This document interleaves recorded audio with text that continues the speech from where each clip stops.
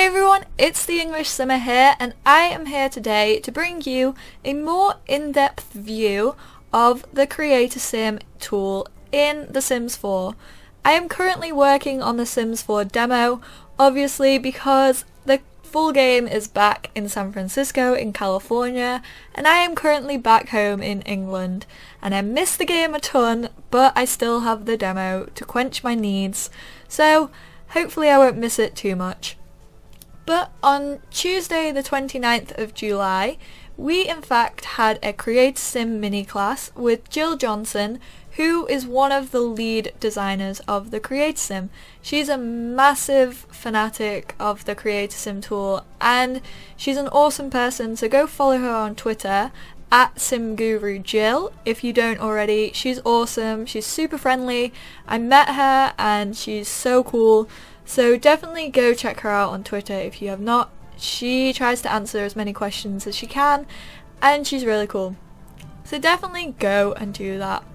So the first big difference between the demo and obviously the full game is that in the full game all the ages are unlocked. If you follow me on the gallery, you would have seen some of my child and teenage creations because I posted a few of them up there. So definitely follow me on there if you haven't, and you can check out some of the kids in more detail than in this video. However, this is the children. This one right here is the child sim holding the balloons. Then this is the teenage sim. This is the young adult sim, which we have seen. This is the adult sim, and then this is the elder sim. They are all unlocked in the game. Of course they would be. It's the full game rather than a demo version. And there are so much choices for clothes. I love it. Like, so much. For all the ages there are so many choices for clothes. Even for young adults, which we have seen in the demo over and over again, there are a couple of new clothes for them as well. New outfits and things like that. They don't show everything off in the demo, which is really cool. They've kept some secrets back. One of the main things about The Sims 4 is that teenagers, adults and elders all have the same skeleton. This makes it easier for the creating team to make the clothes because they all fit the same skeleton, obviously. So that means that teenagers are the same height as adults and elders. However, I thought this feature was very cool. A lot of people were saying, how are we going to be able to tell the difference?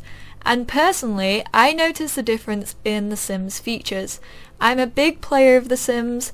I notice things like that, and I noticed that teenage Sims have softer faces than the adults. They aren't in fact quite as sharp. So as they get older, their features get sharper, which is really cool. You can still tell a teenage Sim from a young adult Sim.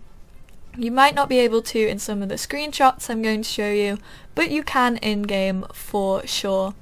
And also with the elders, obviously things get a little bit droopy once they do turn into an elder, and they also get a slight arch in their back. It's nothing like The Sims 3, it's a lot more natural looking.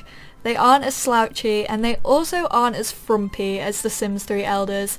They have modern clothes. Like I said, they have the same skeleton as adults, so they kind of carry on the clothes from adults to elders, so they do have a lot more modern options. You still obviously get the crazy quirky granny clothes, but for the most part your elders can seem quite modern and quite sleek. Also, I got asked a question whether you can change elders' hair colour, and you can. They are naturally grey when they age up.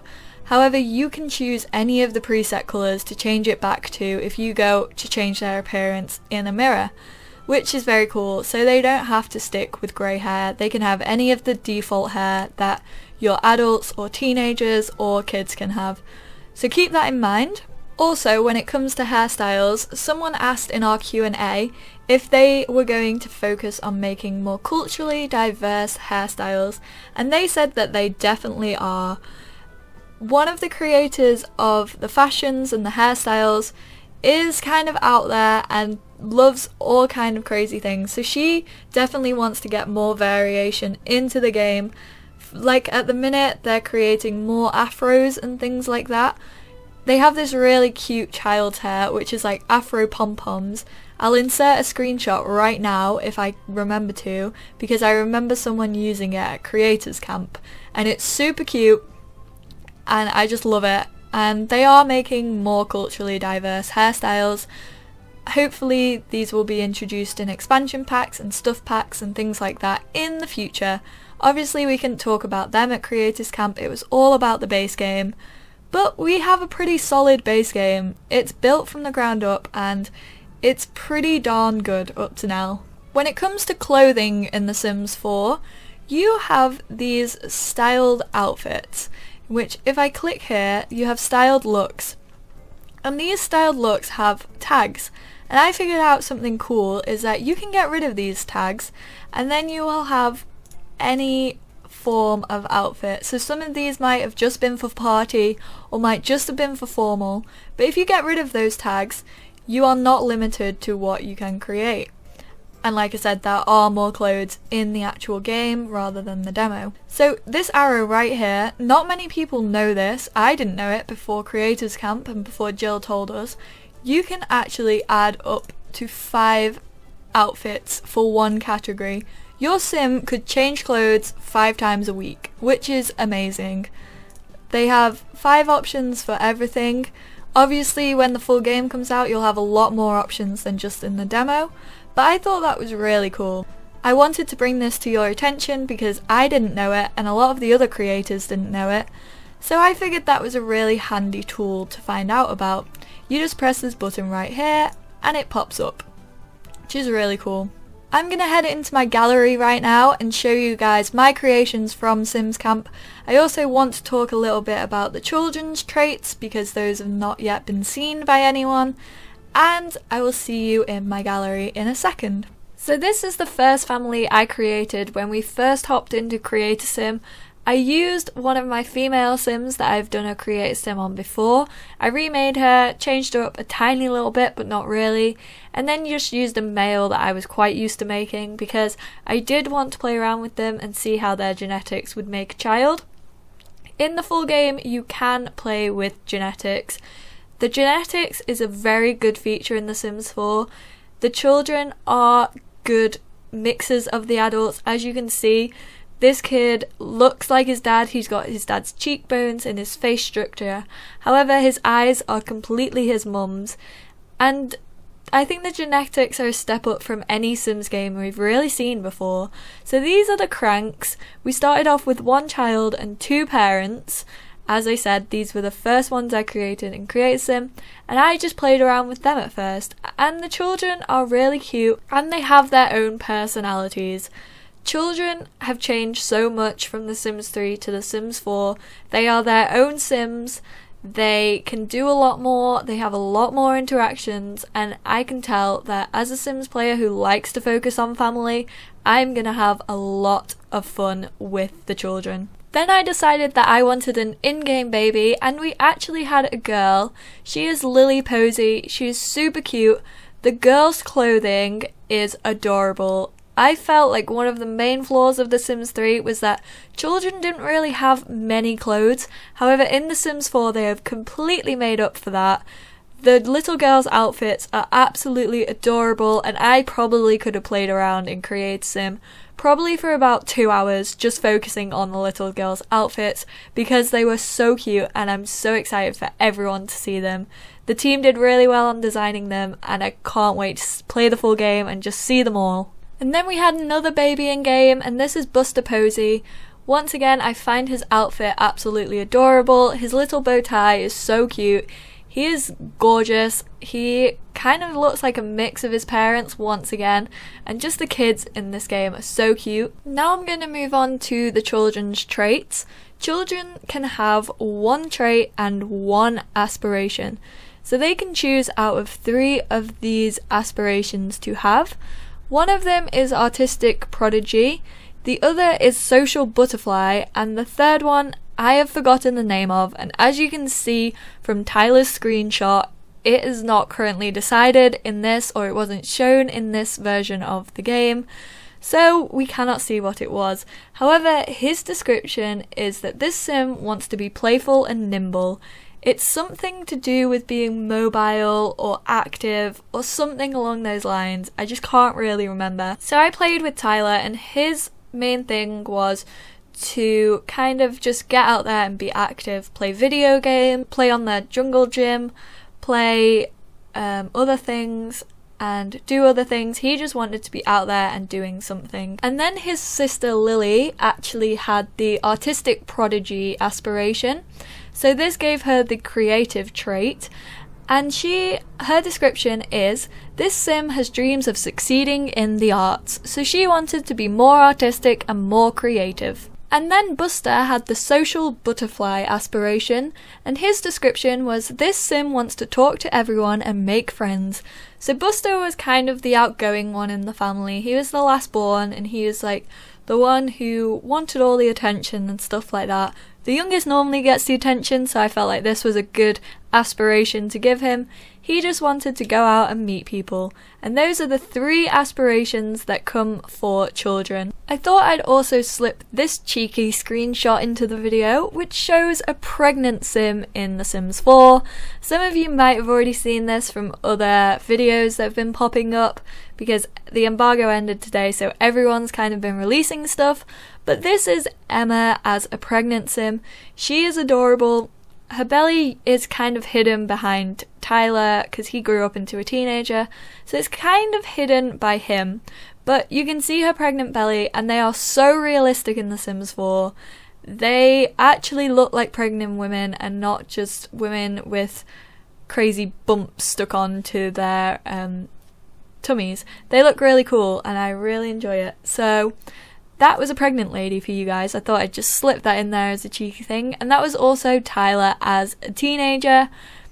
He was the same size as the adults, but like I said, once you get closer in, you can see the difference between an adult and a teenager, which is really cool. And it's the little things like that that make this game what it is. So we're back in Creator Sim, and I quickly want to talk about creator style. As a lot of you know, or may not know, there isn't a creator style tool in The Sims 4, which means that we can't create our own patterns or really customize it to how we exactly want it. They have made it available that there are quite a few colours to choose from, and we can mix them and things like that. However, a lot of people asked in the Q&A session whether we could get more colours, so they are definitely looking into that for us because the response that got was huge and a lot of people want it. But we asked Jill about creator style because obviously it's had a lot of attention that it's not in the game, and she gave the response that most of us were expecting. She confirmed that there was none because it leads to faster rendering times, it leads to faster loading, and all around it gives a better responsiveness from the game. She said it all comes down to improved performance, which I completely agree on. I think if the game runs flawlessly without it, I am okay with it not being there because I know that they're gonna try and make up for it in other ways. As long as I have a running game that loads well, like a lot of people were talking about the loading screens, they don't take that long. They probably take 5 to 10 seconds, which is not that much at all. So I think without creator style, yes, we are missing something we've come to love in The Sims 3.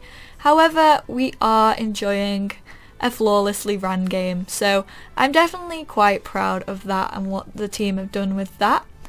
And also, a lot of people want to know if you can actually export a sim out of your game to put them, for example, onto Mediafire, like a lot of creators do with either their buildings or their sims once they create them for people. And this was answered in the Q&A. You can in fact do this. It is not as easy as The Sims 3 as there is not just one Sims file. There are about 5 files for each sim. However, if you look at your timestamps, you'll be able to tell which file is which. So you can take those files and upload them to Mediafire or whatever sharing website you choose to do. You do this by going to Documents, Electronic Arts, The Sims 4, and then I think there's a file called The Tray or something along those lines, where those files will be. So you can still do that, and also you can search in the gallery. They said that the search tools in the gallery are spot on. They use tagging systems, kind of like Twitter. So if you search the creator's name and the tags, you should be able to easily find the creation, in which you can download it straight to your game, and it'll be easier to do that rather than export it, but you can still export it if you would like to. So that's all I have for this in-depth Creator Sim discussion video. I hope you all enjoyed. I hope you guys enjoyed seeing the other ages and things like that. Sorry that I didn't play around with elders that much. I kind of just wanted to focus on a family side of things, so that's what I did. We did only have like a few hours a day to play the game, so I was just trying to get in live mode and just trying to play those sims. So I didn't play around in Creator Sim all too much, but what I did, I hope you enjoyed. If you have any questions, make sure to leave them down below in the comments. Also, get in touch with the team on Twitter because they love hearing from you. If you have any ideas or you want to ask them a question, just do it in an orderly manner, be polite, and they will try to get back to you. Know that they do get a lot of questions, but they do try and reply to people and they want to hear your feedback. So definitely get in touch with them if you haven't. I hope you all liked this video. If you did, please give it a big thumbs up. I will be back with more of these Creators Camp type videos to explain things more in depth for those of you who may not know them. So definitely keep an eye out for the rest of them, and I will speak to you all in my next video. Bye guys!